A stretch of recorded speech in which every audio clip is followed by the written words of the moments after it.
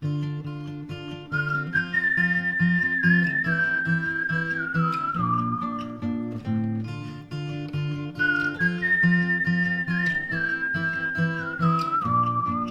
say your life flashes right before your eyes, just before you die. It's true, and this is it.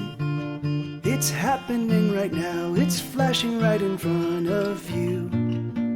Have you had the time of your life? For this is the time of your life. Each decision that you make creates another you that went a different way. In some other place, there's another me that did it all okay. Another universe is perfect me, and I'm just a very flawed copy.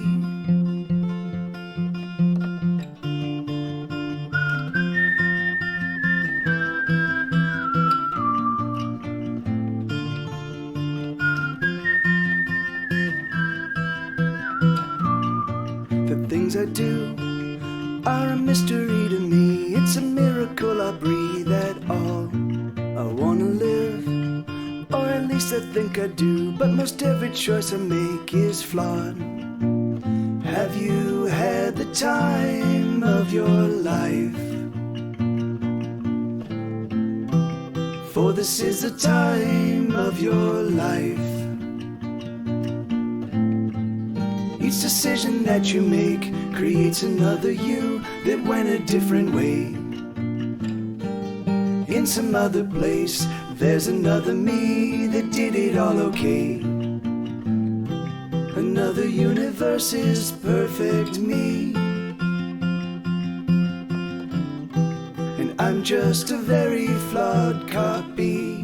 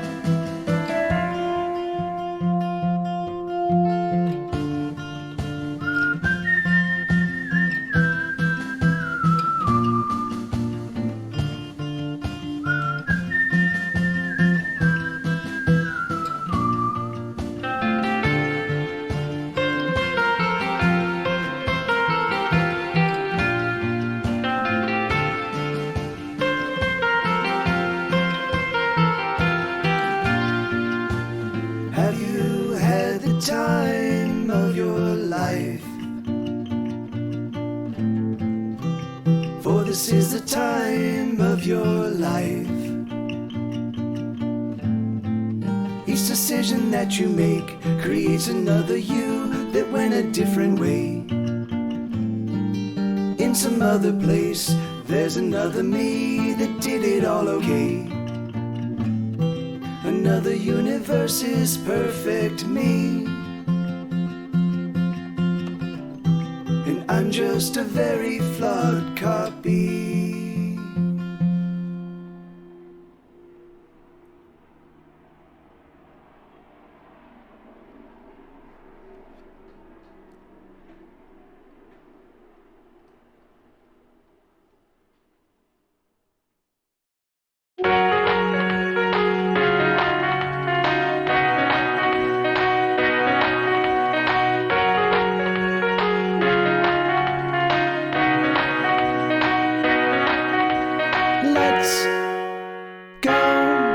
Invisible, let's try to disappear. Let's hold our breath till we fade away. We will disappear into a better day. We will walk unseen amongst our peers. singing songs that no one hears. Let's go intangible. Let's walk through the walls, and nothing will touch us. We'll float through the air. We'll pass through our troubles like they aren't there, and all of our wounds will be made whole again, and our hearts will never be broken.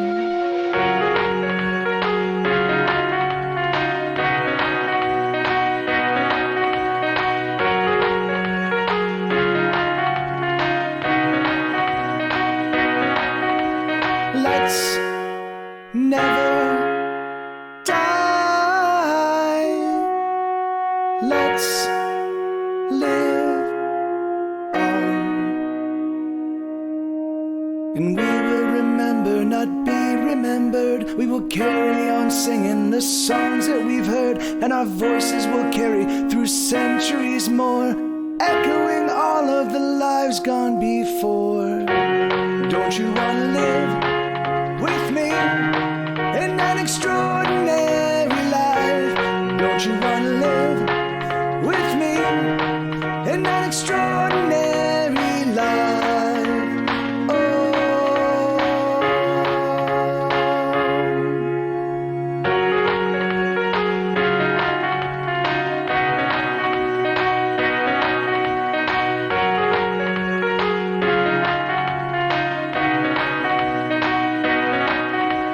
Let's get out of here.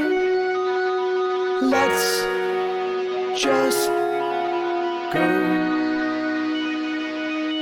If we can't turn invisible or walk through the walls, and if we must live as puny mortals, and if our only power is just being us, well, that's enough power. It's power enough. Don't you want to live with me in an extraordinary life? Don't you want to live with me in an extraordinary life? Oh,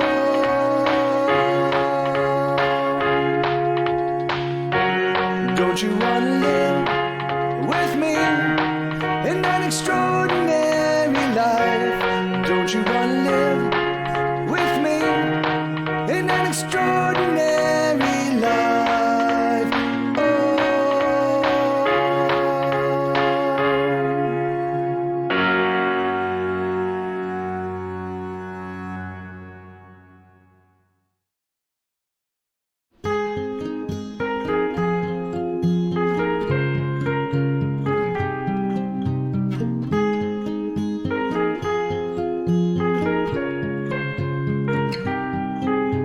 Some days it feels like I'm broken, like nothing I do is right, and all of my silly decisions seem to unravel and unwind. But I know that's not true, because I have you, and you are the star, guiding me back to safe harbor in your heart. Sometimes I feel like a failure, like I'll never get quite there, like all of the songs that I'm writing are so much empty air. But I know that's alright, because tonight you are with me, and that, my love, is reason enough to sing. So let me sing a song to you. Let it be simple, let it be pure. Let me sing my broken heart, and let her love it. All right, hey everybody, thanks for getting here early. It's always awesome.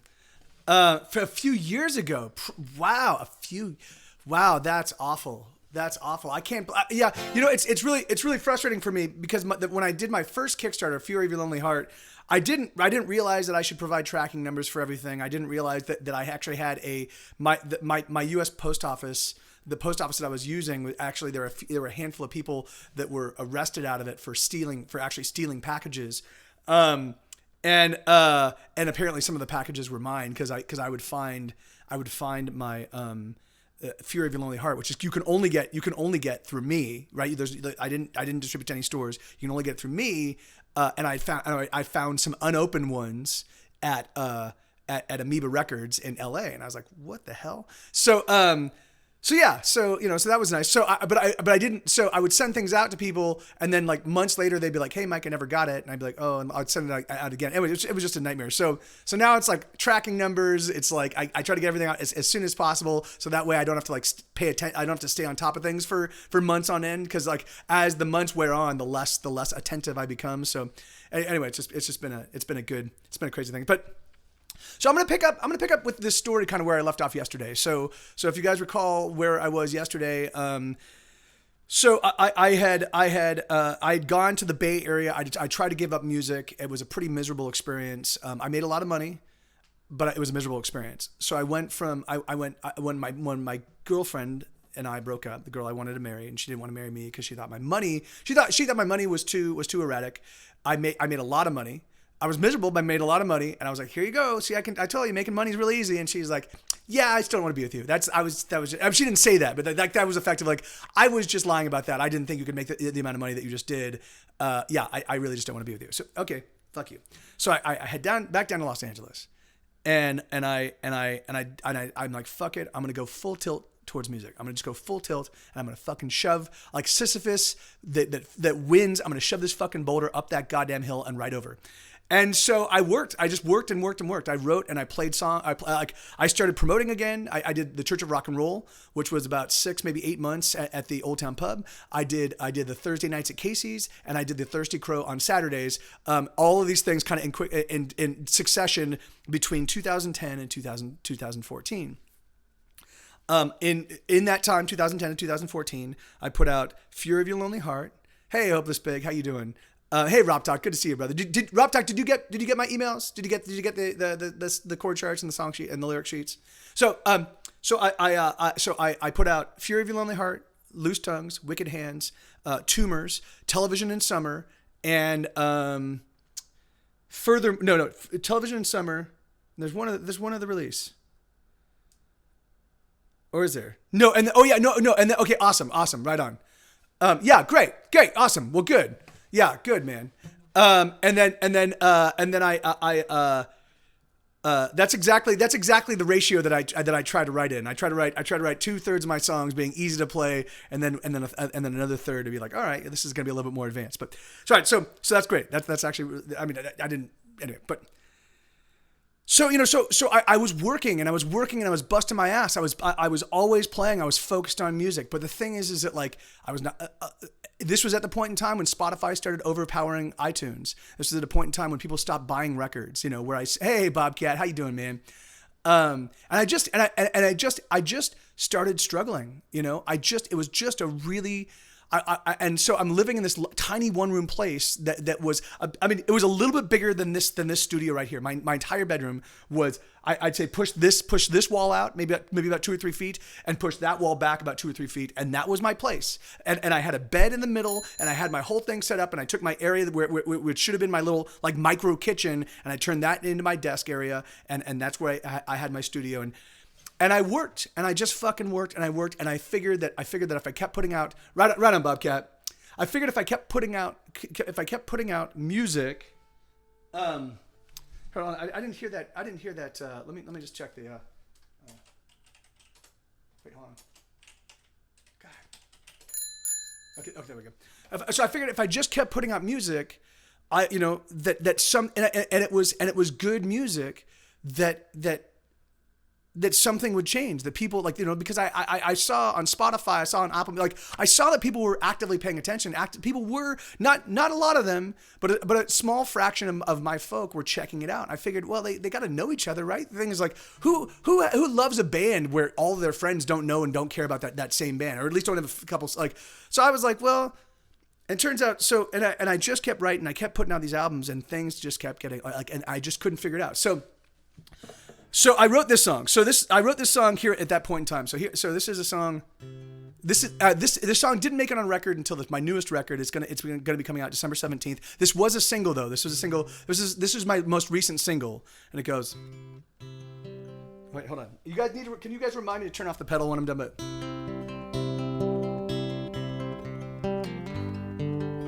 so you have to remember. So this is me writing. So I'm writing and I'm writing and I'm writing and I'm recording and I'm recording and I'm playing out and I'm just trying to my music career is on life support and I'm just doing everything I possibly can to keep it alive, you know. So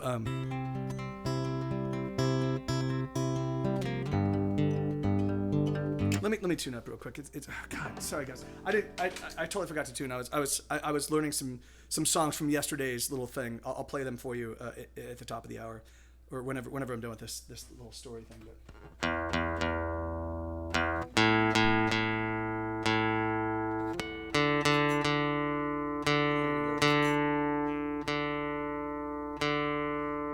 That was one of the cool things.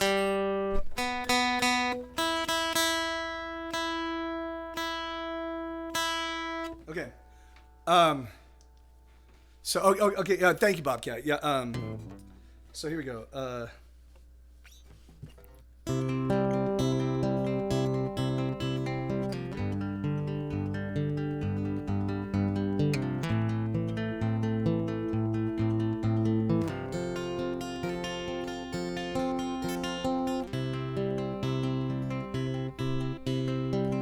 Here I am and this is now, and there's nothing I want to see, there's nothing I'm about, I'm feeling down.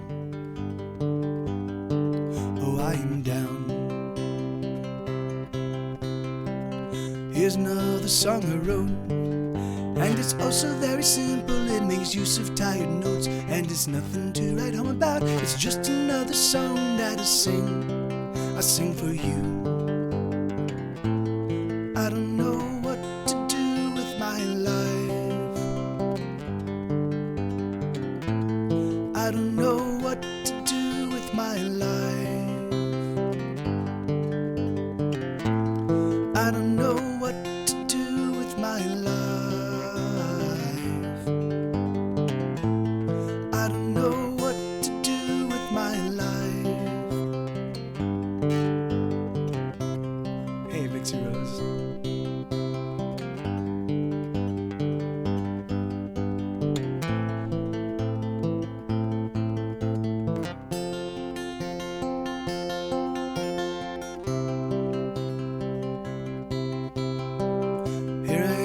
This is now, and I'm sitting in my prison cell as the hours are winding down. I'm freaking out. I'm freaking out. I let go of another day, sitting in my bedroom, and all I do is play. If I haven't made it yet, then I'm never gonna make it. Can I see what's wrong with me? I don't know what to do with my life. I don't know what to do with my life. I don't know what to do with my life. I don't know what to do with my life.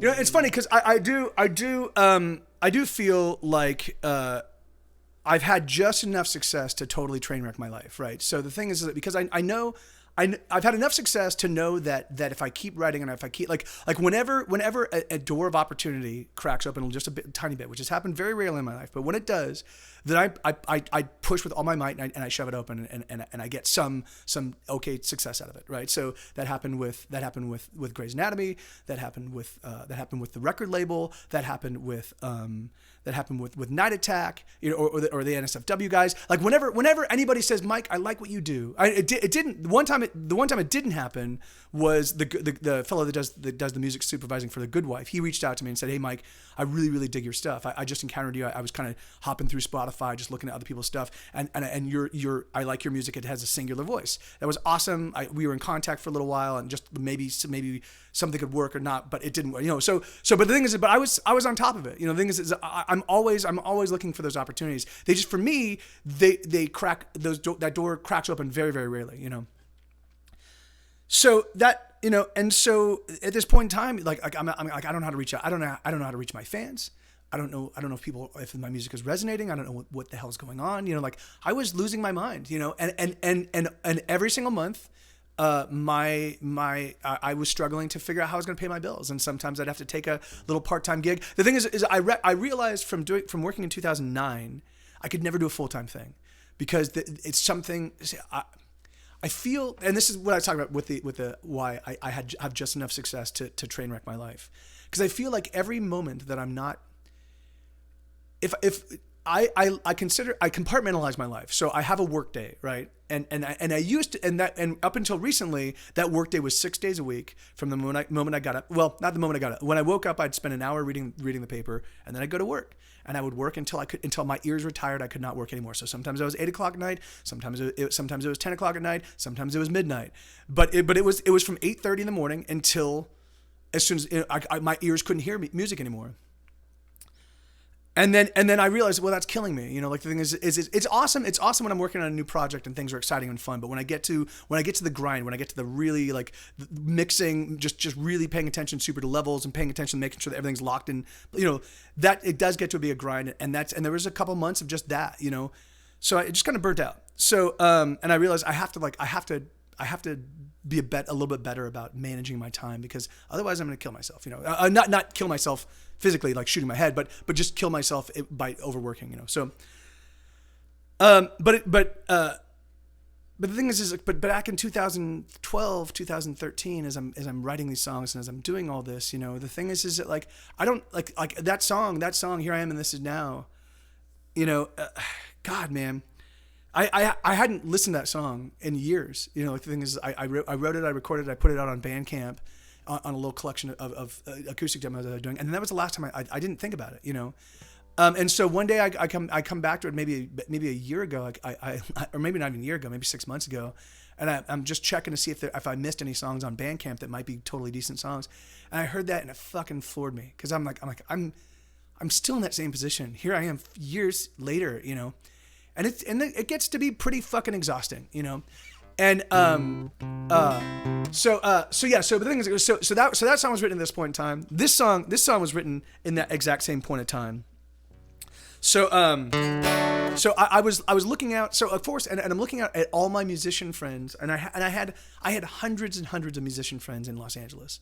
I'd been doing it for almost 20 years at this point in time. This is like 2000, but for like 17 years at this point in time.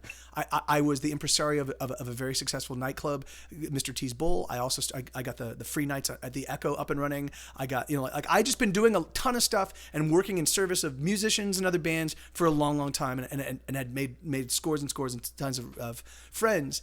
But when I stopped having any value for them, they stopped showing up. When I stopped working for them for free, they stopped showing up. And that was fucking heartbreaking to me. So,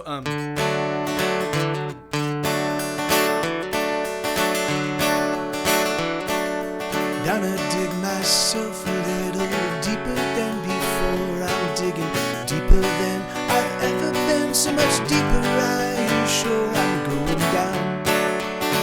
I'm digging down. it is. Sorry. Thank you, Elex. Sorry. Thank you, man. Thank you.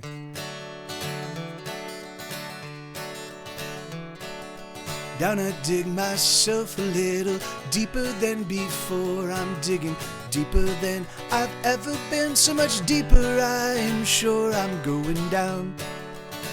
I'm digging down. I'm going down.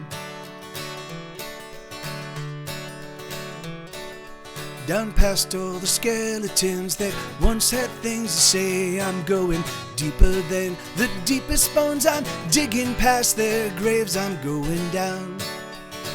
I'm digging down. I'm going down. I'm so deep, no one can follow me. Or the sights I'd see if only I could see. There I go, into the deep. There I go, into the deep. There I go, there I go.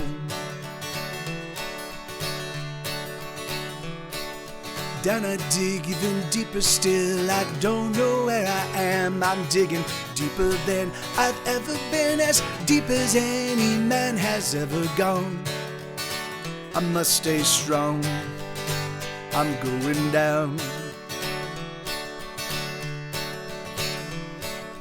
I'm so deep, no one can follow me. Or the sights I'd see if only I could see. There I go, into the deep. There I go, into the deep. There I go, there I go.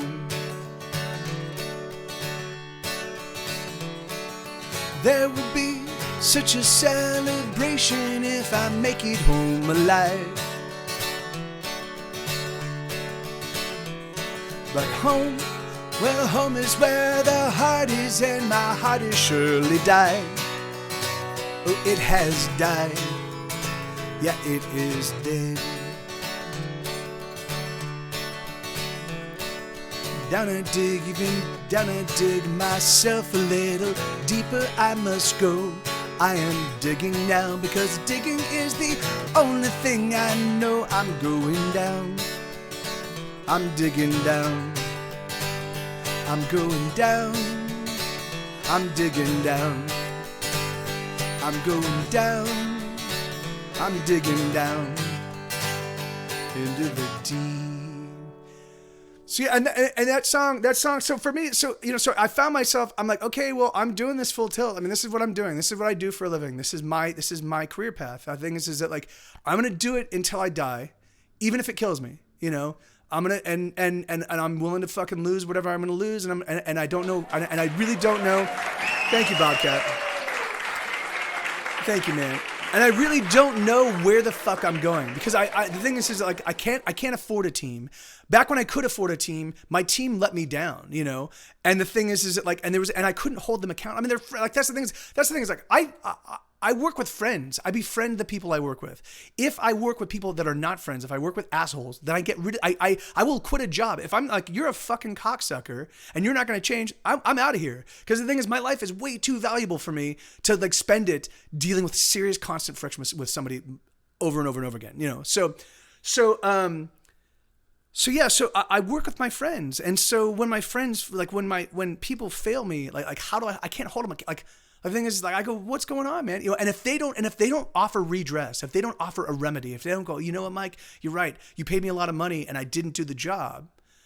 Let me make it up to you. If they don't say that to me, then I just fucking figure that money's gone, and that's happened over and over and over again in my life. And it gets, and it just, like, and then BMI, like they stole $12,000. They stole, I identified $12,000 that they did not pay me 3 years ago.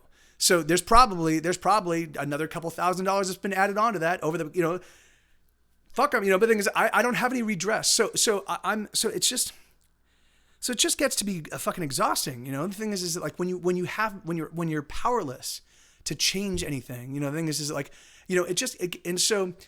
and so this song, so I'm like, so it's me, I'm pursuing this and I'm getting deeper and deeper into it.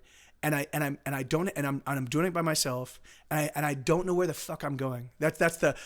I'm so deep, no one can follow me.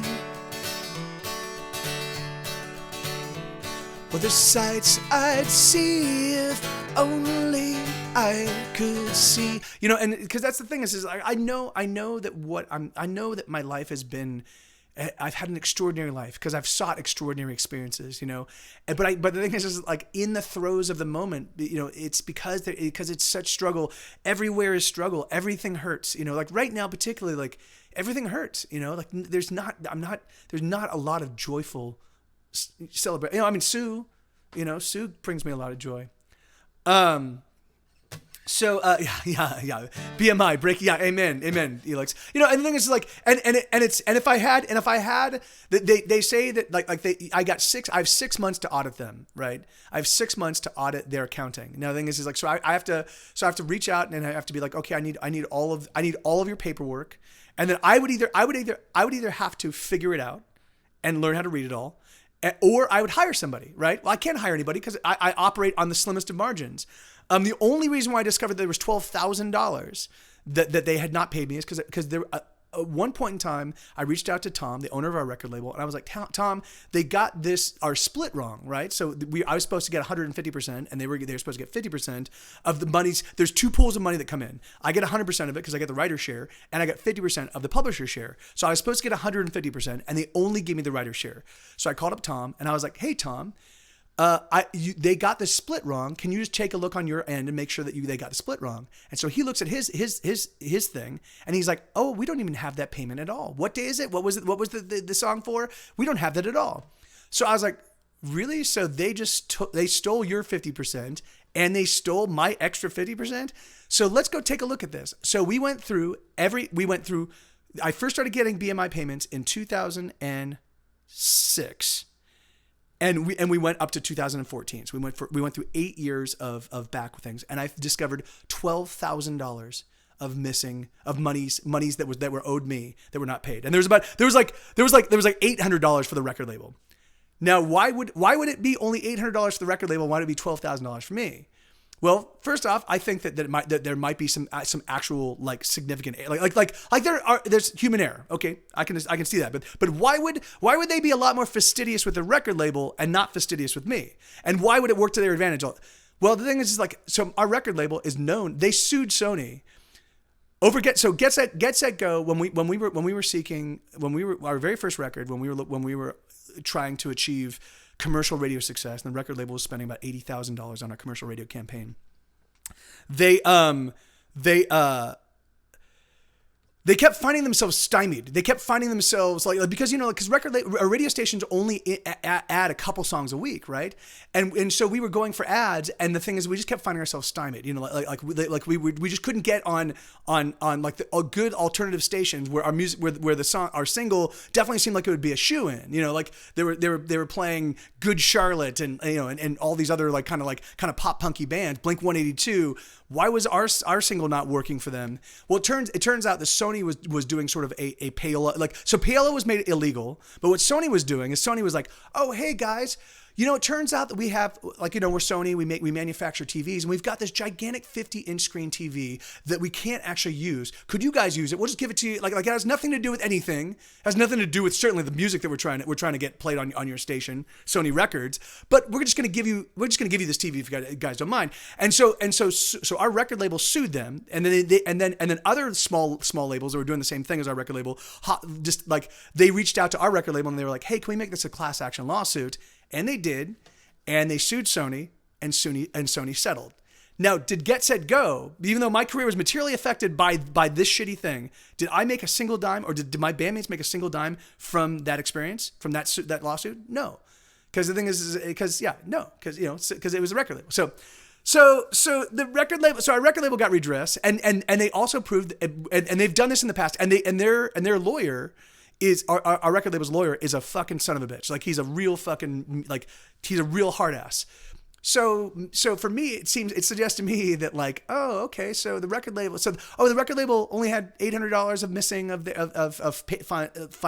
payments, and I had $12,000 because BMI knows the money I make. I mean, they can see it, So, the thing is, I can't sue their asses. The thing is, the record label can sue them. I can't sue them. And the record label's not going to go after BMI for $800, the record label's pulling in significant money from other, and maybe with their other significant artists, because they do have other artists that are wildly more successful than me. Maybe they do. Maybe they do. Maybe they do in accounting, but no one was doing it for me. So I just felt beleaguered on all sides. Like, okay, great. So iTunes, I'm not selling records. I'm not selling iTunes albums anymore. Spotify has gobbled up all my money. Spotify pays me for shit. And so I'm just losing my mind, But the thing is like, but I still love to make music. I still love to write songs. I still love to record songs. So I wrote this song. So I was just having the fucking. So and I'm living in Los Angeles, and so my cost of living, even though I live in a space that's about the same size as the studio, a couple feet this way and a couple feet that way, and that was my place. And there was a bathroom, but that was my place. I was just, So I was just kind of losing my mind. But the thing is, I knew because my experience in 2009 was still so fresh in my mind. I still knew that like this was the only thing I can do. I'm just doing this till the wheels fall off. That's all I'm doing. I'm gonna make music until I can't do it anymore. The thing is like, I'll make music until I'm fucking homeless. I'll make music until I fucking. I mean, I don't want to drink myself to death. But the thing is, like, I'm trying to choose life. I really am. But so the thing is like but I wrote this song.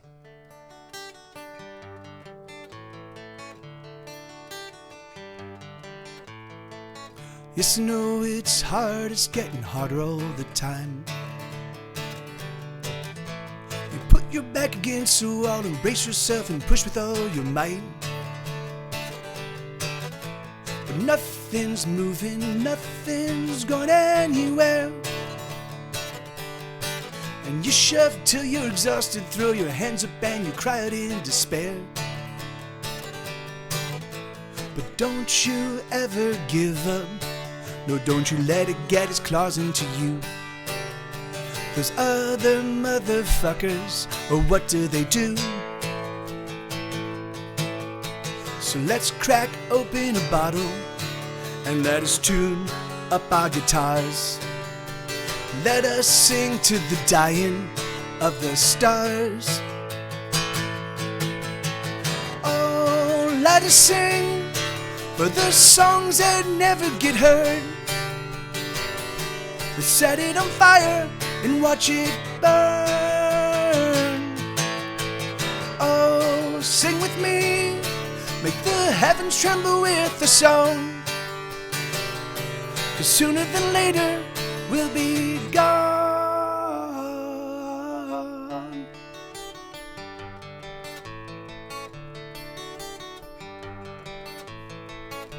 There's thieves and liars everywhere you turn. And the more time that you spend with them, the more like them you'll become, you'll learn. And I hate to say it, but I don't like where we've arrived, where the rich keep getting richer and the poor, they just keep dying. But I'm just a broken songster, writing songs that no one will buy. I have no power to make things right. But here's another song, love, a song I sing with all of my heart. I know it's tough and it's falling apart. So let us sing for the songs that never get heard. Let's set it on fire and watch it burn. Oh, sing with me, make the heavens tremble with the song. 'Cause sooner than later they'll be gone. Let us sing away the pain. Let us sing a song that makes it all okay. And should I sing a bit too long? Oh, I hope you forgive me this song.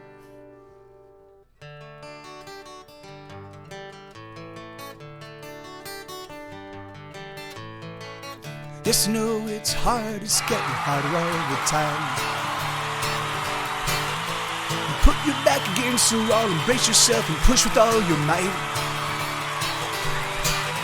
But nothing's moving, nothing's going anywhere. and you shove till you're exhausted, throw your hands up and you cry out in despair. But don't you ever give up, or don't you let it get its claws into you. Those other motherfuckers, or what do they do? So let's crack open a bottle, let us tune up our guitars, and let us sing to the dying of the stars. Oh, let us sing for the songs that never get heard. Let's set it on fire and watch it burn. Oh, sing with me, make the heavens tremble with the song, 'cause sooner than later we'll be gone.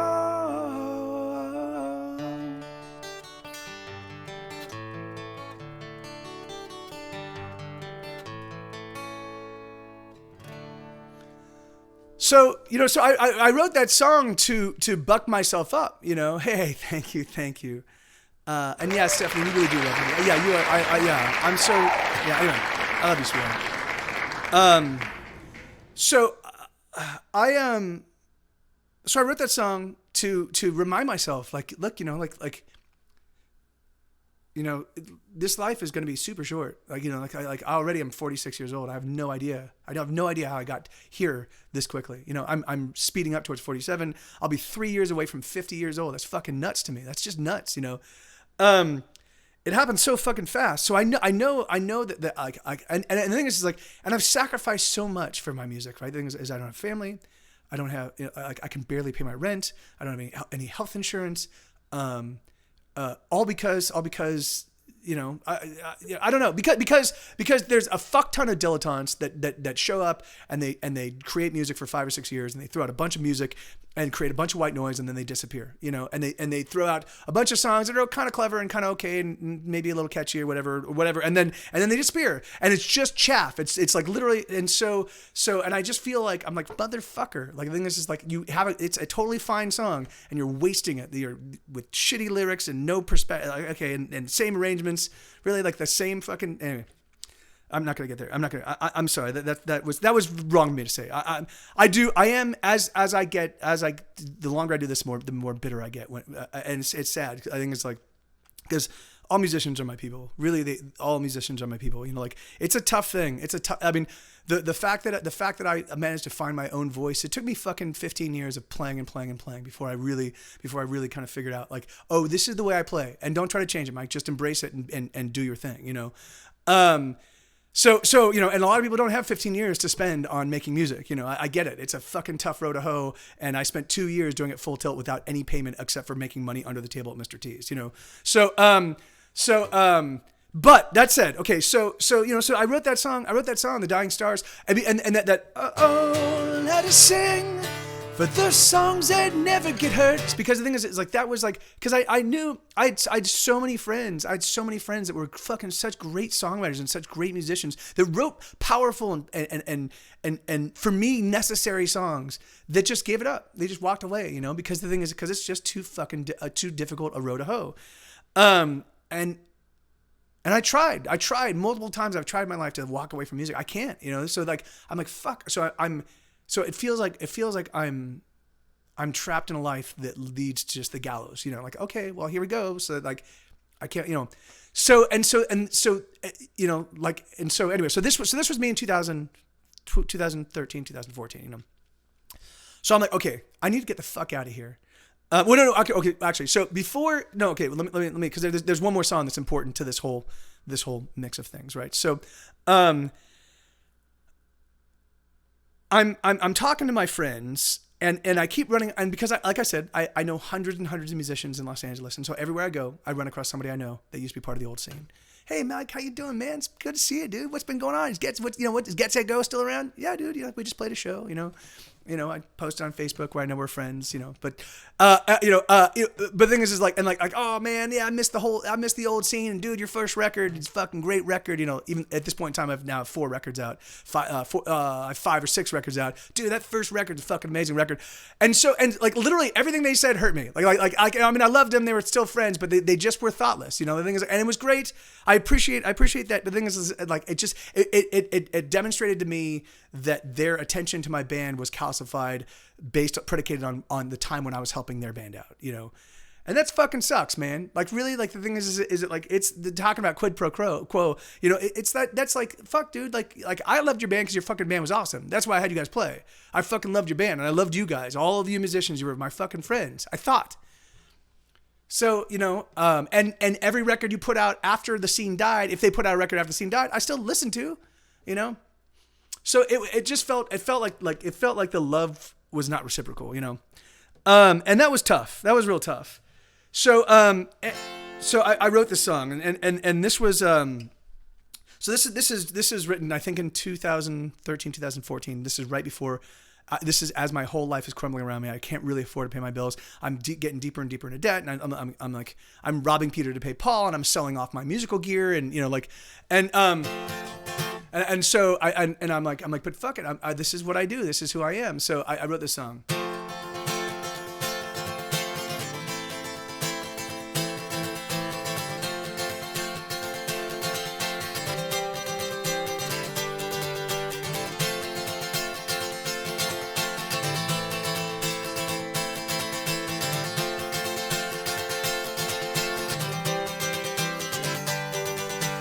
I'm too afraid to ever try to kill myself. I'm too scared of not being around. But I don't know why I'm holding on so desperately, 'cause nothing is building, instead it's tumbling down. I feel like the end of a song, oh I'm fading out. Certainly once everyone sang along, but the last refrain was oh so long ago, and no one cares for a song gone on too long. So let's say goodbye.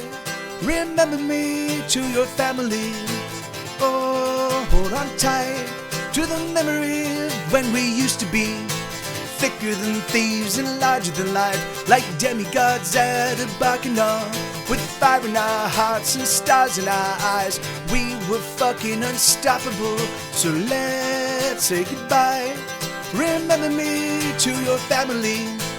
Oh, hold on tight to the memory of what used to be.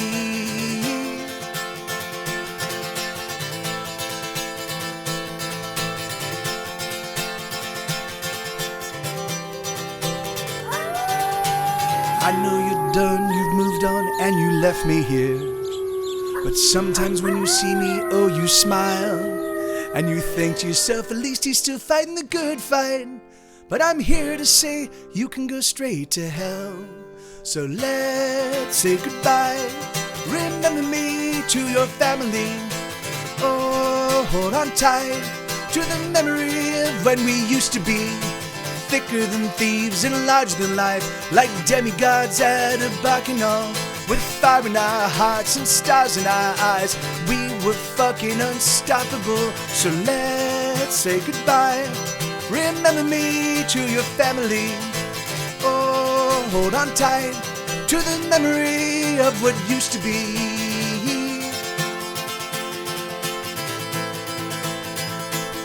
Ever since I started working, every single day of my life has been worse than the day before it.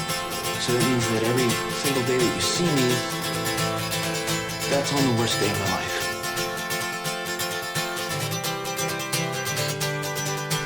Oh, my fire will never go out. My fire will never burn down. I'll sing it again, I'll sing it out loud. Oh, my fire will never go out. My fire will never burn down. I'll sing it again, I'll sing it out loud. La, la, la, la. La, la, la.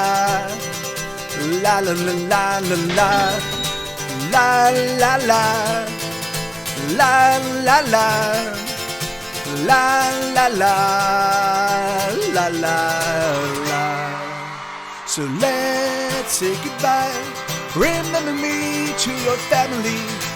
Oh, hold on tight to the memory of when we used to be thicker than thieves and larger than life, like demigods at a bacchanal, with fire in our hearts and stars in our eyes. We were fucking unstoppable. Dawsony, thank you, brother. Thank you so much, man. Dude. Although, really, truthfully, Dawsony, I would prefer, man, to just send you a book for that, right? I mean, thank you, dude. I do really appreciate the tips, but I'd prefer to just do straight commerce, man. Thank you, Bobcat. Thank you, Stephanie. Thank you, Coffer and Elix. Thank you, guys. Thanks for lighting up this chat. The thing is, like, anyway, thank you so much, Dawsony. I really do love you for that, dude. But if you want, the thing is that, like, so that, anyway, but I would, if you want, that's almost enough to pay for me shipping out the So You've Ruined Your Life, the first songbook. Anyway, anyway, I don't want to look. Thank you, brother. Thank you. I really appreciate it, man. And that's. Anyway, so all I'm saying is, this is me in 2014, right? And so I write that song about, like, I'm like, dudes, motherfuckers, guys. Well, thank you, brother. Thank you, dude. Thank you, man. So. So I'm like, look, I'm like, fuckers, like, what the fuck, dude? Like that's, I felt abandoned by people that I thought were my closest friends, and that's fucking tough, yeah, that was tough. So I decided to, now I know that they felt that I abandoned them in 2009 when I went to pursue my relationship with Sarah. But again, like, I just, in 2008, I put out "I Give Up," and nobody cares, Like, the thing is like, and that I gave it to 30 of my friends, and I heard back from 3 of them, and 2 of them were like, it's just too dark for me to listen to, So I was like, okay, I need to get the fuck out of Dodge, So I moved in 2009, and I'm miserable, and I moved back, and so it was 1 year away, and I know, because I heard from some of them, they felt like I abandoned them. I'm like, motherfuckers, like, anyway. Which is strange, because the thing is, like anyway, so at this point in time here, so now in 2014, early 2014, I'm broke. My music I'm putting out I put out a lot of music. I spent a fuck ton of money. I put every dollar that I made from the Grey's Anatomy, my last license from Grey's Anatomy, Stone of Suffering. I put every single dollar of that back into the band. I was working, I was putting on shows, we were playing, and we were just fucking busting my hump, and nothing was coming of it. That's the dying stars, yes, I know it's hard, it's the dying stars, yes, I know it's hard, it's getting harder all the time. You put your back against the wall and brace yourself and push with all your might, but nothing's moving, nothing's going anywhere. You shove till you're exhausted, throw your hands up, and you cry out in despair. That was me, and so I'm like, fuck it, I need to get the fuck out of Dodge. So I set up a tour. Because I'm going to move somewhere else. I'm going to get out of LA. I'm going to find someplace a lot cheaper to live and just keep on doing what I'm doing. Keep on keeping on. So I do that. So I go on tour. Oh, no. Right before I go on tour, though, Dave Palomaro, who was Get Set Go's drummer, who's also a director, and he's made multiple movies, and they're all awesome. And I highly recommend you should check them out. So one is called In Heaven There Is No Beer, which is actually about our scene. It's not really about the Mr. T scene. It's really about the Kiss or Kill scene, which is sort of like, it's the better well-dressed version of the Mr. T scene. The Mr. T scene, they both were all for one for all, kind of love each other, and there was lots of it was entirely a cross-pollinated scene, right? It was basically, but there were two promoters effectively. There were two promoting groups. One was me, I was the promoter for the Mr. T scene, and it's funny because I feel like often the decisions I would make, they would kind of like hop onto when I left them. So we got shut down on Tuesday nights. They took over Tuesday night, and so because I'd already put in the work to train all my people to show up on Tuesday nights. So they're like, what do we do on Tuesday nights? Oh, we'll go over to Kiss Kill.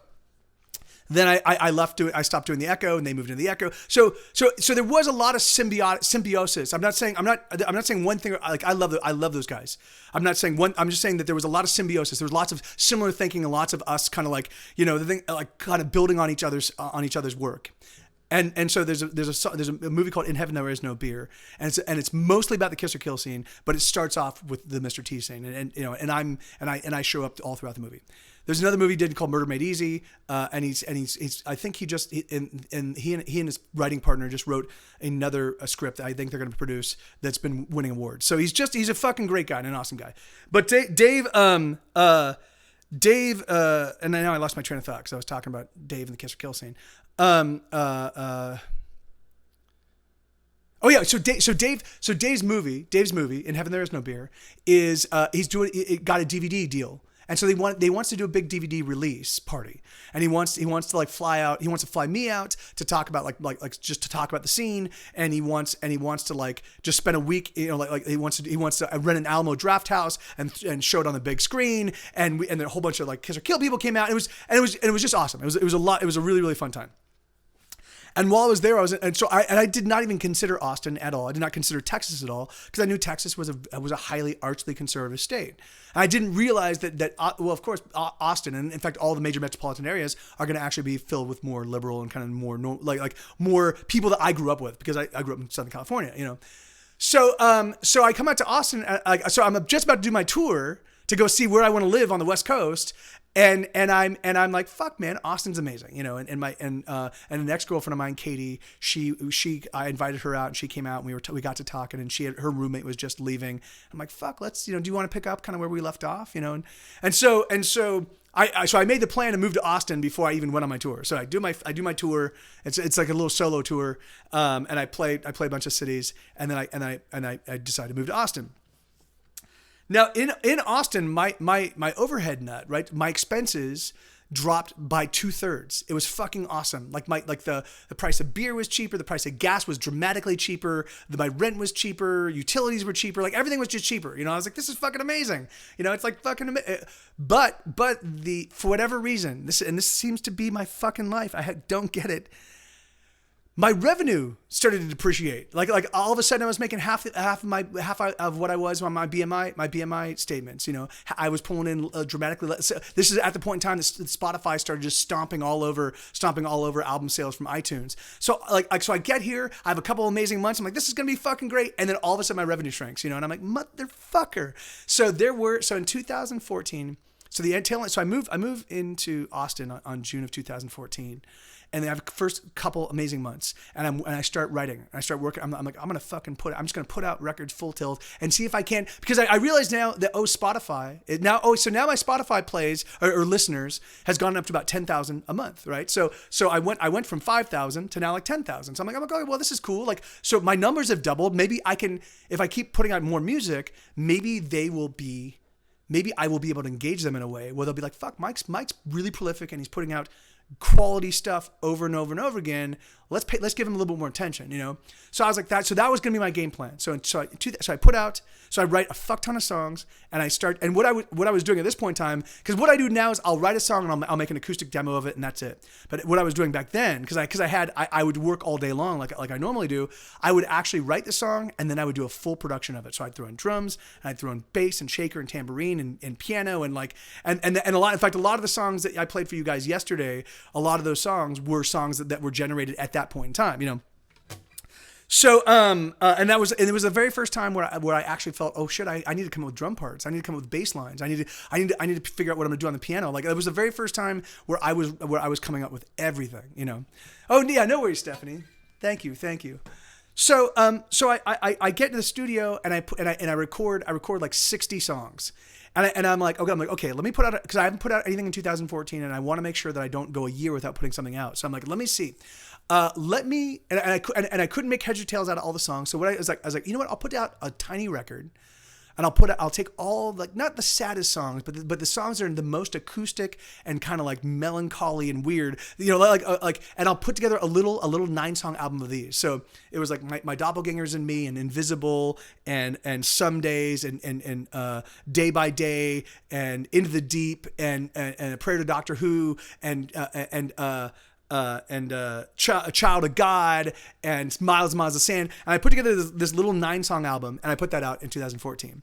And and when I put it out, I noticed a little bump in my Spotify listeners. It wasn't a lot, maybe 1,000, maybe 2,000, but I was like, oh, that's fucking awesome, And so I was like, well, if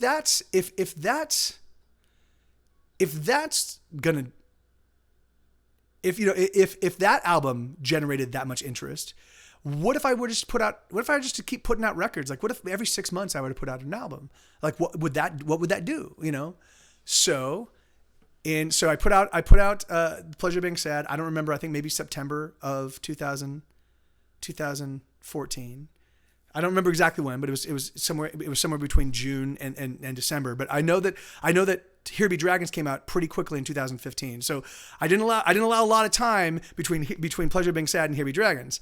I put out Here Be Dragons, which is I fucking love that album. That's because I went in and I'm like what are all the best, most upbeat, coolest sounding songs? Not all of them are upbeat, but how do I put together? Because I definitely want a little bit of dynamics in my record. So I'm like how do I make this the coolest, funnest sound? Like, so I took all my favorite songs at the time. I put them on Here Be Dragons, and I put that out.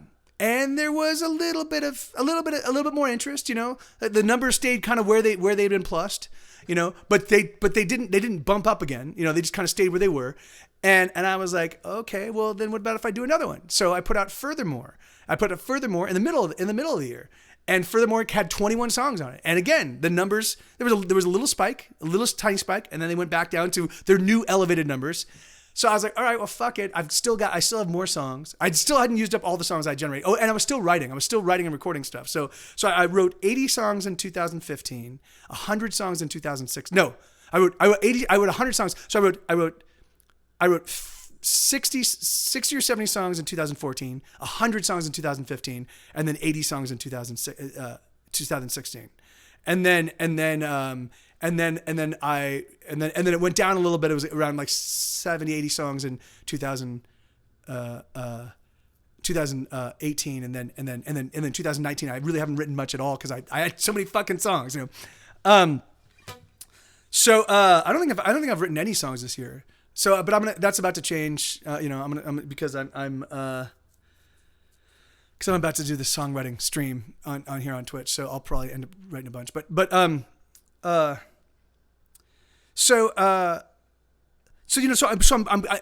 on top of that, I also put out The Pleasure Being Sad. I put out Say It With a Bullet with Side Project Band, and I put out another side project EP, a little punk rock EP, where the band's called Anal Worm. And so Say It With a Bullet, an eponymous album, and then. Right. So. How would you like to buy it all round and neat, a nearly perfect circle, tidy and complete?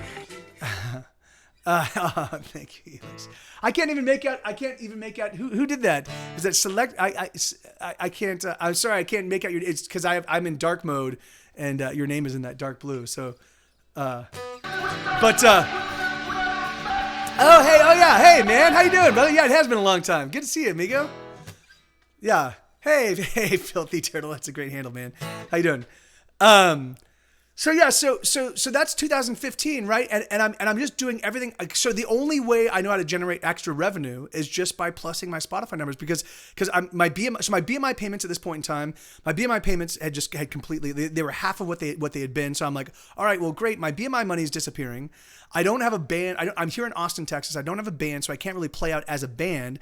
I don't want to like play as Mike TV because no one knows Mike TV. They only know Get Set Go. How the fuck do I make a living here in 2000? And 2015 was for me the hardest year I've ever experienced. Our gas kept getting turned off. Our water kept getting turned off. Our electricity kept getting turned off. Katie was like losing her mind. She's like, what the fuck are you doing? The thing is, like, you're not bringing in any money. And I'm like, I don't know. I'm like, I'm a musician. That's what I do. I was working my fucking ass off. I was working so hard and nothing was coming of it, So And so 2000.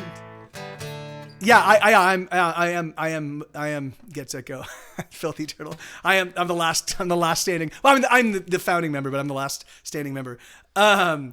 So I'm just losing my mind, and I'm like, what the fuck do I do, So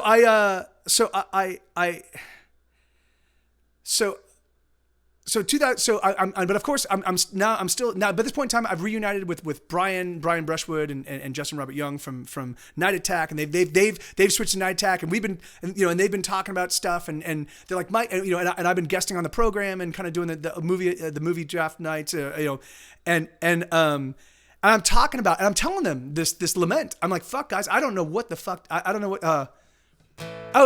Hey, right on, Filthy Turtle. Well, it's a pleasure to make your acquaintance, man. What do you stream? I see you're a partner. What's your bailiwick? And hey, thank you so much, man. Thank you for that follow. That's very kind of you, dude. So I found myself, I just kind of like, I was losing my mind, man. So of course, as I always do, like I'm very vocal. People ask me like, hey, how you doing? I don't go, I'm doing great. And I'm an art streamer. I melt plastic toys, made for, really, you melt plastic toys? That's awesome, man. Well, let me give you a follow real quick, and then I will check out your stuff. I keep threatening to spend more time on Twitch, but I just haven't had Filthy Turtle. I'm gonna follow you right now. Hold on, let me turn this down, and then follow. Oh wait, hold on. I just turned that off. Okay, cool. I got you, man. Yeah, I'll come check out your stream. When I have an opportunity. In a worst case scenario, I'll just check out the VODs. But yeah, thank you. Thanks for the follow, man. So I'm losing my mind. So Brian and Justin, and I'm talking about the fact that I work all the time. I talk about the fact that I'm. Oh yeah, that's Sue. He's a 130-pound Great Pyrenees. And I'm like, I work all the time. And Justin and Brian were like, you know what you should do, Mike? You should just turn on a camera and stream your production stuff. You should just stream you playing, you working out these songs, right? Because Twitch is a place where people like to watch for hours and hours, people just doing stuff. And I was like, yeah, he certainly, he does operate as a pillow on occasion for me on the bed. So, or a foot pillow, or whenever he's on the bed, like there's lots of like me on him or him on me kind of stuff, because it's he's just a big dog. So I just don't know what the hell I'm gonna do. So I'm like that's not a bad idea. So but I start thinking about it, and I'm like, well, really truthfully, because of copyright issues. So the way the thing is like anybody can make an argument. Anybody can make an argument for taking ownership of any of it. Like I'm 100% certain that I could find some songs that sound like Get Set Go songs. Like Say Anything's Say Anything's Hate Everyone. We played a show with them. We played I Hate Everyone. A few years later, they put out their song Hate Everyone. The thing is like, and I could go sue them. And if I had the money to go sue them, maybe I would. I don't think I would. I don't care. The thing is like, you can steal from me all you want. I will outright you by 1,000 miles. So I don't care. But the thing is that people can sue you for anything, and I can't afford to deal with a lawsuit. So I didn't want people coming in and while I'm working on a song, or while I'm coming up with a lyric, or I'm figuring out a chord progression, someone goes, go here. The thing is like, I don't want them to feel like that they contributed to the writing of the song, and then make the argument that they did co-write the song and then sue me for partial ownership of that song, and then me lose because I can't afford legal representation. So I was like, okay, I can't have people involved in the writing part of the process. But after the song's been written, I would definitely be willing to like play all the songs I've written for people and just get some feedback on what songs resonate, what songs don't.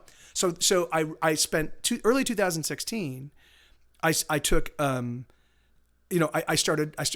wrote from January to March. So I took the first 3 months. I wrote Monday through Friday. I wrote at least one song a day.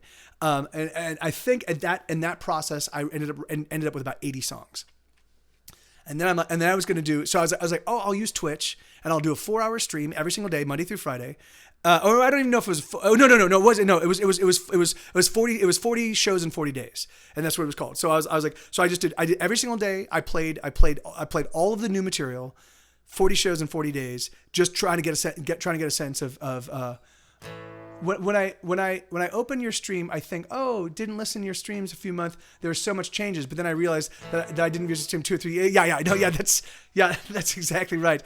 But man, it's great to see you, dude. I know it's been a long time, brother. We still use Whisperman UA here in the chat every single time. So long, thanks for all the fish gets played. So yeah, it's great to see you, man. It's awesome. I'm happy you're here. So yeah, anyway, so it just, like, so I do 40 shows in 40 days, and it was awesome. And I'm like, these are the songs. This is fucking totally great. So I figure out the songs that are going to go on the record. I take the next 3 months and I just record that album. Record. I put out the record. No, and then as the record's getting finished, I'm like, now I'm gonna go back to Twitch and I'm gonna start streaming. I'm gonna do 5 days a week, Monday through Friday. So starting in July, I started streaming. I think, or maybe it was June, but I started streaming Monday through Friday, 5 days a week. 4 hours a day. And at this point in time, I can only play the new material and like the 20 or 30 hits, and everything, and all the rest of my hundreds and hundreds of songs I can't even play, And I'm like, all right, well, and slowly but surely I see that, man, Twitch has a magnificently beneficial effect on my guitar playing, on my understanding and my depth of understanding and ability to play my back catalog, and it's suddenly turning the numbers around. So when I first started streaming, there was really only about maybe 15 or 20 music streamers that did it full tilt, right? And for most people, it was full tilt was 3 days a week. So I was doing it 5 days a week, and so I would play it, and like 700 to 800 people would come through my stream every single day, and so my average viewership was like 19 or 20 people, but I'd still get 700 or 800 people coming through my stream, and I was like, this is awesome. My numbers started changing, my Spotify listeners started inflating, but all the while I still wasn't making a lot of money. So I'm gonna play. So these are some of the songs. So these are the songs that were written right in that transition period, right before I started doing Twitch and before I started. So this is 2015, right? When I'm writing like a maniac and I'm just hoping for the best, and I'm hoping that these new albums will somehow inflate my Spotify numbers, and then this is right, and this is also during the period while I'm writing Death and Taxes. So this is one that I just relearned yesterday. So I'm probably gonna fuck this one up a little bit, guys. But it's an interesting song. Just because it kind of puts you, this was my mindset at this point in time. So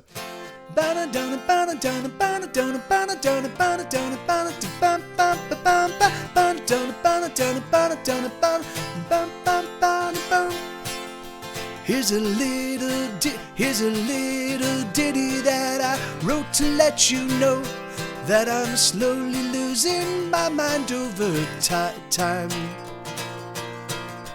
I'm afraid to leave my house and do most anything, and I feel like I am just about to die. Oh, I know that I'm probably just depressed, but I'm afraid I can't make it through the rest of my days. Oh, I'm a mess.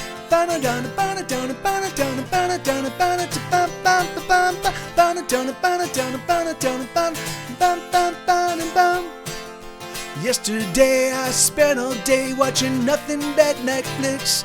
Oh, I got through 2 full seasons of a show.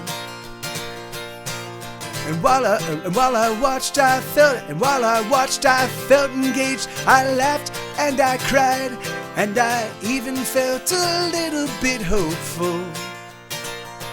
Oh, I know that I'm probably just depressed, but I'm afraid I can't make it through the rest of my days. Oh, I'm a mess. How did I get to be like this? I don't understand. I used to have the most wonderful of times. But now I feel like such a failure. God, I used to be so cocksure. Oh, I don't know how to ride my heavy heart and my troubled mind.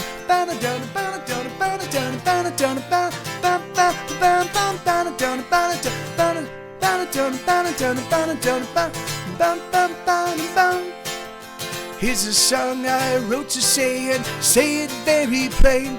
Oh, I don't know how I don't know just how I'll survive. But I thank my lucky stars for my guitar, for there's always one more song I need to write. Oh, I know that I'm probably just depressed, but I'm afraid I can't make it through the rest of my days. Oh, I'm a mess.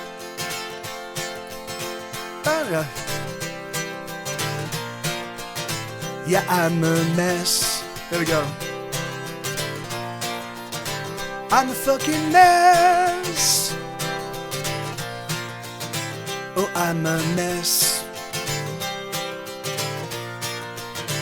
I'm a fucking mess. So yeah, and that song's called Heavy Heart and Troubled Mind. Hey, thank you. Yeah, and she was so the way. Thank you, Elix, and thank you. So Slip Psyche. So when you do know that like whenever people are talking on camera, often they actually go back in and re-record that. Because the thing is like that's how you get good like vocal. You know, like it's a completely like. You know, they're not capturing the exact. Yeah, it's all ADR. So the thing is like so basically people the reason why they have mics over there is just so you can actually capture what's being said and the way it's being said, so that they can go back in and be right on a microphone and re-record it in a way that sounds perfect, right? So she was probably singing. They were probably playing. Coming up, Millhouse. They were probably playing the music, and she was probably singing while they were doing that episode, so they could make sure she was getting like so she could look and feel like she's actually singing. But the thing is but what you're hearing was probably not being sung live, you know, because they were probably doing. And the thing is like, of course, it was different when they did. Oh, I don't know, maybe it wasn't when they were doing live in front of a studio audience, you know.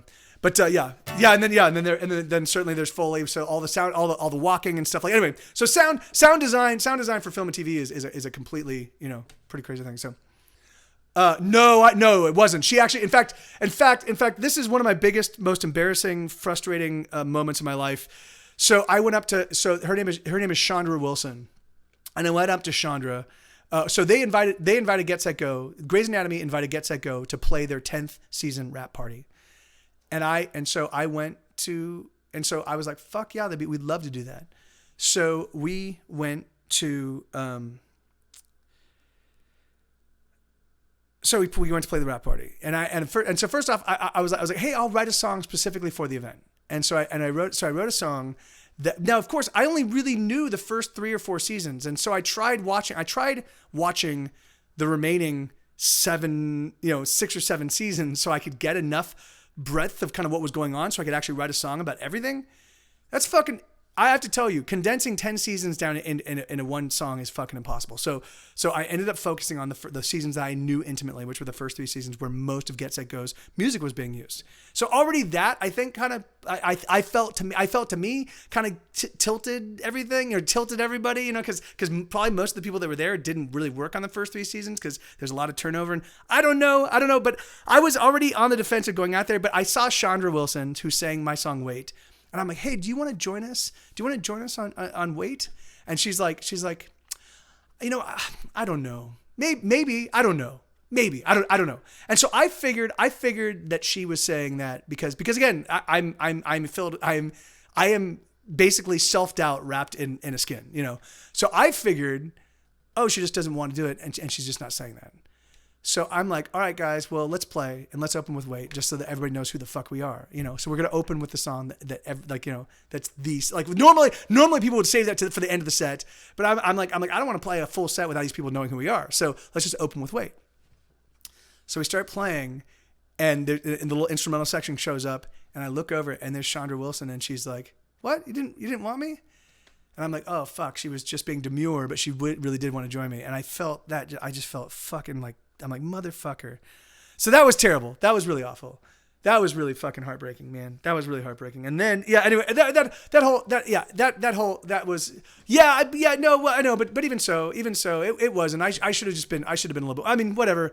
That was a really, we were not playing at that point in time, right? Get Set Go, I didn't even have a full Get Set Go lineup at that point in time. So literally I had to get a bunch of bandmates, I had to find some people to just come in and play with me, and we weren't really super rehearsed, and it was a really, really tough show. At least it wasn't Gary Coleman. Yeah, no, there's more embarrassing stuff about that day. I really just fucked up. I felt terrible, and so yeah. Bleh. Anyway, so here we go. So Heavy Heart, Troubled Minds, written at the same point in time. And then this is another song. So I'm gonna play one last song, and we'll get the main show up and running. But so this song was written. So this is before I start doing Twitch, you know. And what I'll do is I'll come back and I'll do it tomorrow. I'll do a last recap of kind of like because what happened was when Twitch started taking off for me, right? So there was a point in time when there wasn't a lot of competition on Twitch, and I was the only person doing only original music. So people would still, even though people wouldn't spend a lot of time, and often I didn't get a lot of follows. Like my follows did not grow very fast. My engagement did not grow very fast, but people would show up and they would dig songs, and they'd be like, "Hey man, I really like that song." And I would definitely get people people have lurked my stream for a long time that I don't know, and they'll be like, "Mike, dude, it's great to see you." And I'm like, "Who are you?" And they're like, "Dude, I lurked your stream for like 2 years ago." Oh, okay, well, cool, man. You know, like that's, I wish you had made yourself known. It'd been great, you know. So because I don't look at who's in my, you know. Anyway, so it was you know, and so there was so things were kind of building, and it was awesome. All of my metrics just started turning around, and then all of a sudden, Lifetime did a deal with to basically rerun Grey's Anatomy, and all of a sudden my BMI revenue started increasing. So all of a sudden, like things were looking good. I'm like, this is awesome. Life is kind of turning around. This is great, you know, and then Twitch became saturated. Hey, Justin, how you doing, brother? And then suddenly Twitch became saturated with music streamers. And I'm doing original music, and I'm competing. Like the thing is that my stream competes with literally the best music on the planet Earth, right? So people play, like, so my music's not competing with other streamers. It's competing with the Beatles, and it's competing with Nirvana, and it's competing with Fleetwood Mac, and it's competing with John Denver's Country Roads, and it's competing with Oasis's Wonderwall. You know, and it took me a long time to realize that. So I was like, why the fuck is my stream not growing as fast as everybody else's? Why do people show up and then they disappear? I'm gonna be on for another 3 hours, man. Well, a little bit under 3 hours. I'm going from noon to 4, and it's 1:12 here in Texas. So, hey,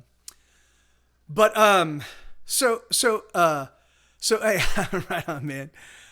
So it was just so all of a sudden, and then as things got more saturated, I started seeing a decrease in numbers, and a decrease in viewers, and a decrease in like a slowdown in followers, and I was like, and the thing is, like, and people were like, well, Mike, you should learn covers, and you should do these things and more gimmicky stuff. And I'm like, no, man, like it's built, like my whole career has been about either I make it on the music or nothing at all, right? The thing is that like I make it on my music and do it my way, making the music at the pace I want to, and putting out albums at the pace I want to, or nothing at all, right?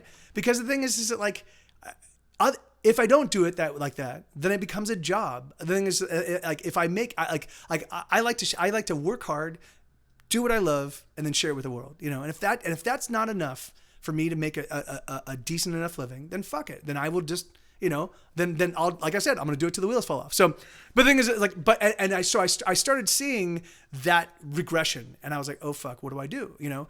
And then Grey's Anatomy, and then Lifetime. So Lifetime, for the first couple of years, we're only running the first 3 seasons. That's all Get Set Go's music is in the first 3 seasons. I'm like, yes, this is awesome. It was great. Like I was suddenly like a resurgence. I was getting double and sometimes triple the amount of money that I was getting when things kind of depreciated. So I was like, yes, this is awesome.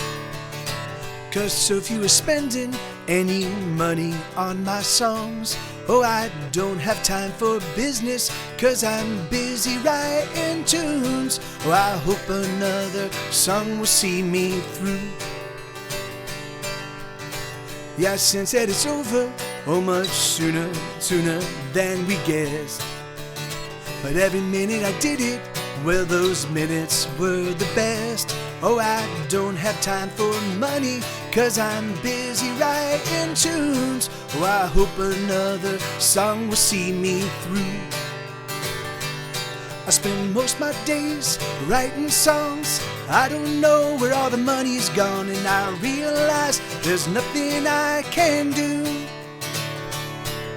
'Cause I just ain't a businessman. I just write songs as best I can. And if I die before I wake, I pray.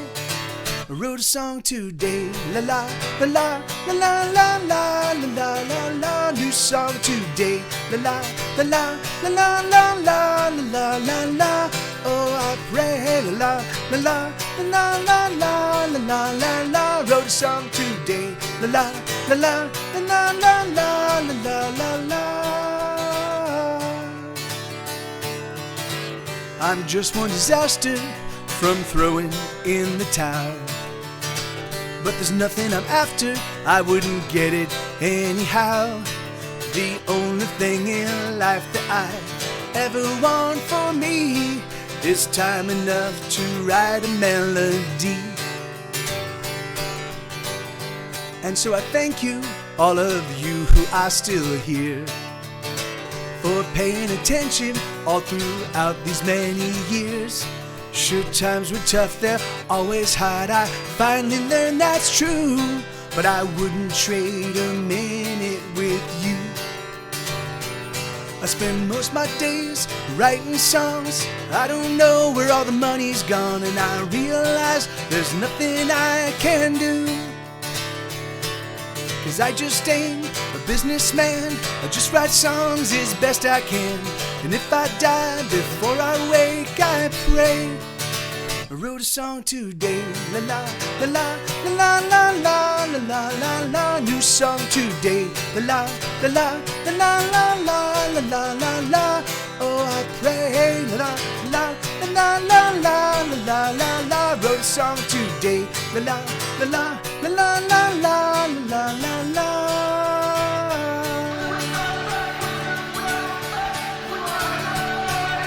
What the fuck? What the fuck? What the fuck, man? What the fuck? What the fuck? What the fuck? What the fuck? What the fuck? La la la la la la la la la la la la. La la la la la la la la la la la la. La la la la la la la la la la la. La la la la la la la la la la.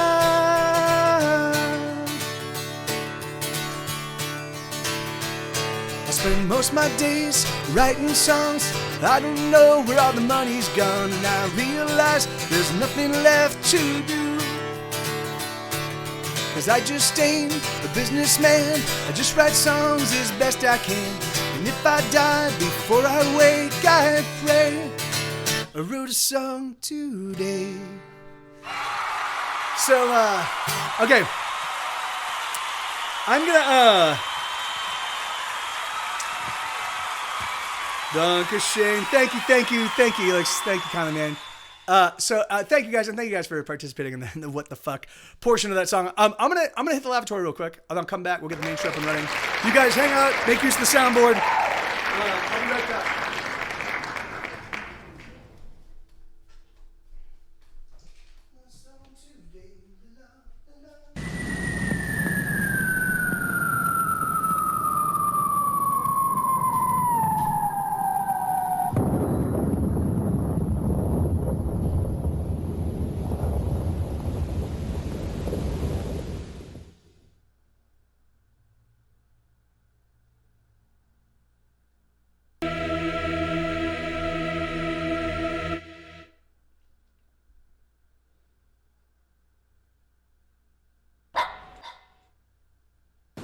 That's like peanut. hazelnut, cashew nut, macadamia nut. That was the one that was sent her into going crazy. She said, "You stop naming nuts. Pine nut, pistachio nut, red pistachio nut, natural, all natural white pistachio nut."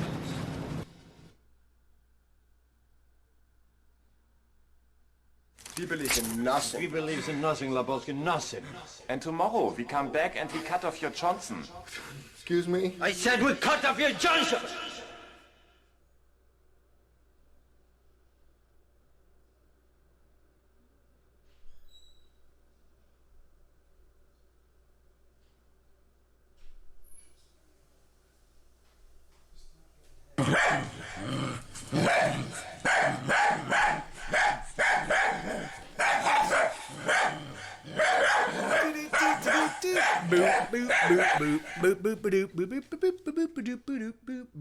All right, here we go. So, all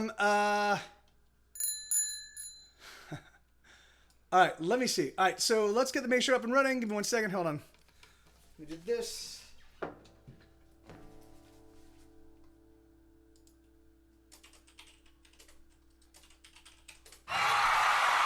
Ladies and gentlemen, boys and girls of all ages, it is November 14th, 2019. And, hey, so I'm just the opening acts. Let's get, I know a lot of people say I look very similar to Mike TV, but we are totally two completely different people. Let's do this.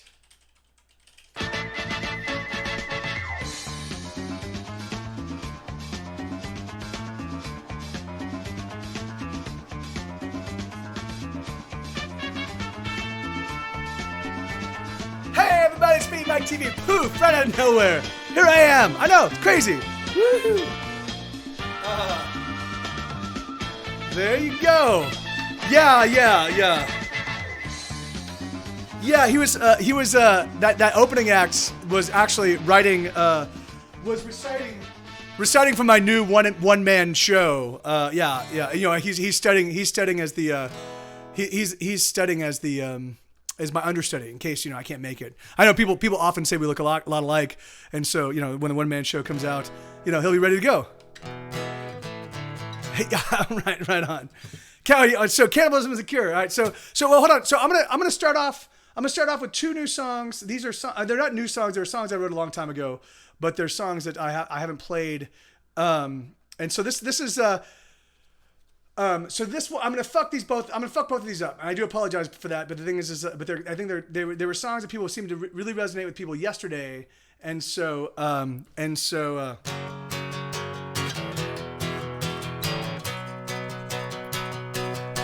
do do do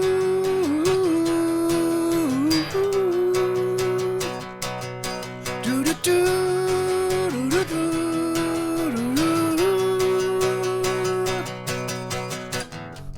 Beat on the kids, and the kids will be back.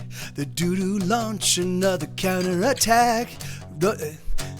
Enroll the tanks, so reload the guns. Everybody's beating down on everyone. I think that you could, I think you, shoot. Let's do this from the top, sorry. Do-do-do, do-do-do.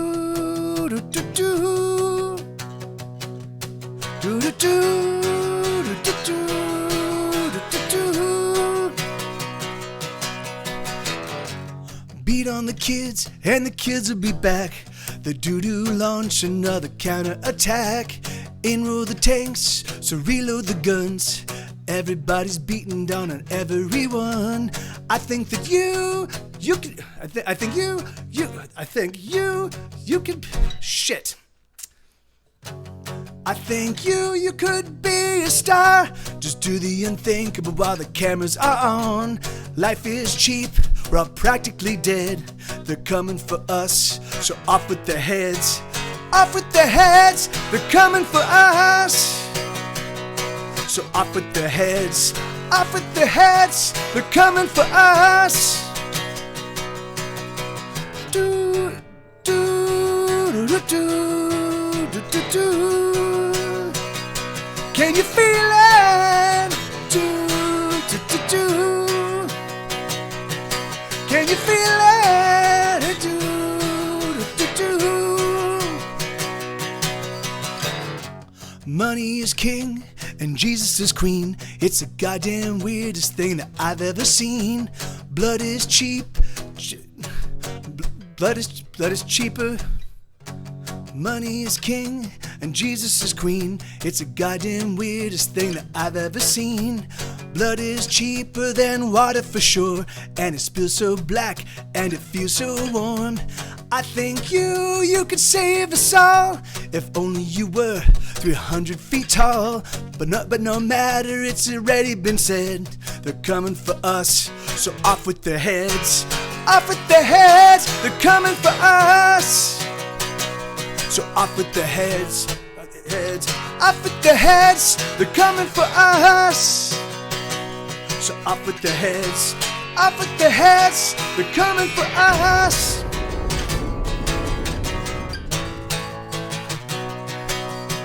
Chop, chop, chop, choppy, chop, chop, chop, chop, choppy, choppy, choppy, chop, chop, chop, chop, chop, chop, choppy, chop, chop, chop, chop, choppy, choppy, choppy, chop, chop, chop, chop, chop, chop, choppy, chop, chop, chop, chop, choppy, choppy, choppy, chop, chop, chop, chop, chop, chop, choppy, chop, chop, choppy, chop, choppy, choppy, choppy, choppy, chop.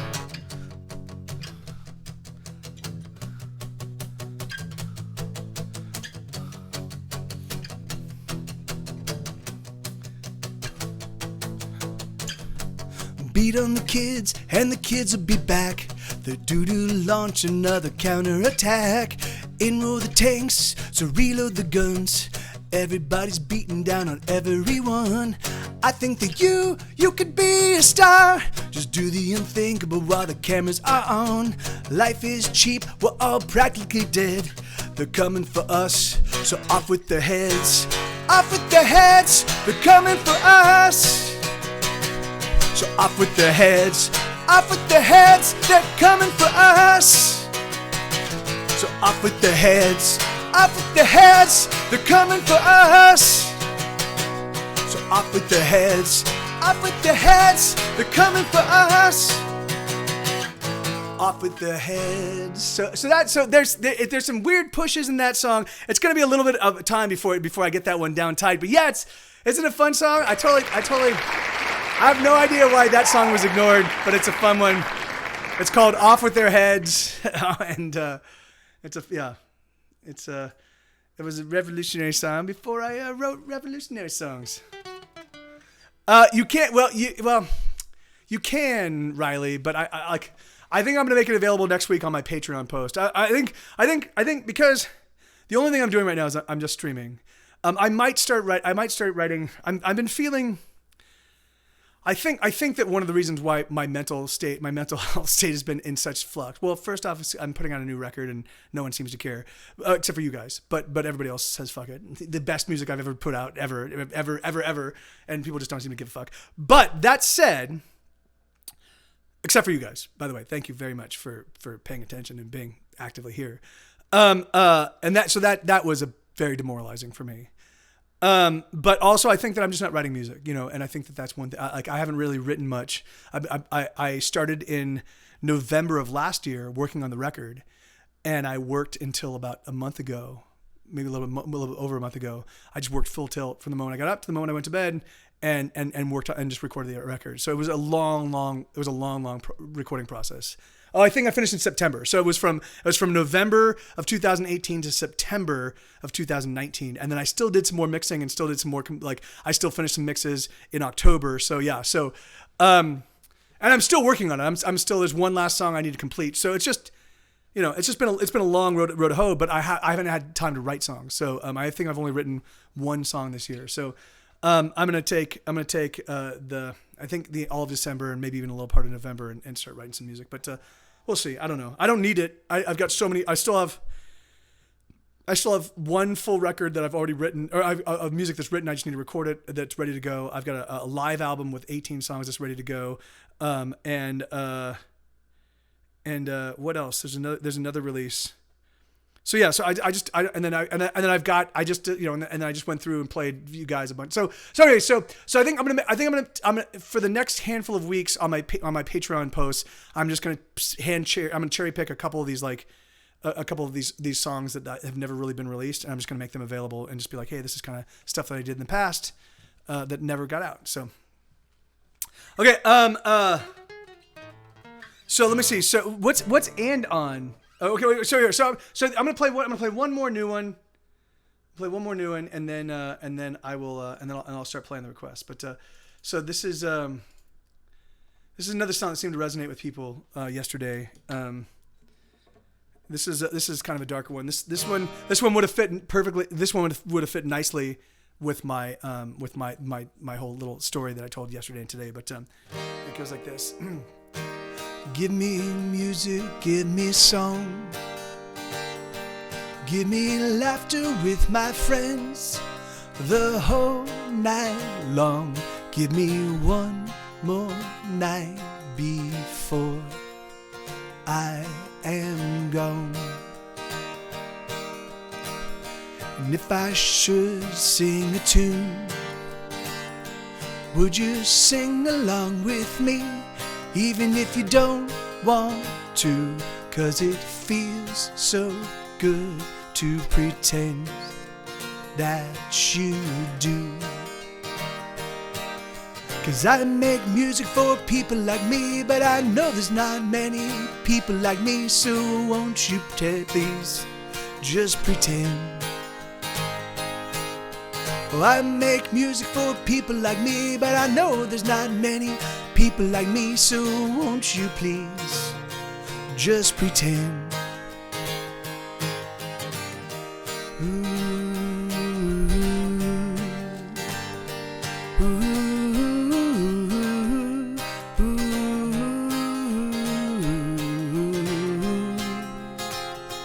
ooh, ooh. Give me something to hold on. Give me something to hold on.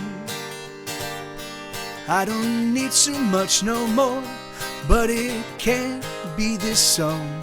Give me something, or give me nothing. I gotta go. 'Cause I make music for people like me, but I know there's not many people like me, so won't you please just pretend. Oh, I make music for people like me, but I know there's not many people like me, so won't you please just pretend.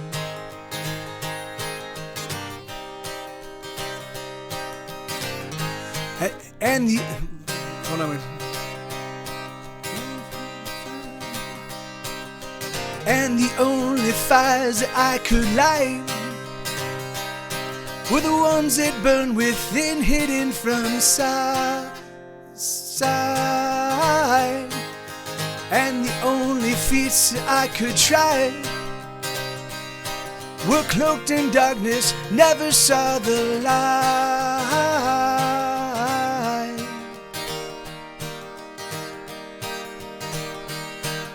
'Cause I make music for people like me, but I know there's not many people like me, so won't you please just pretend. I make music for people like me, but I know there's not many people like me, so won't you please just pretend.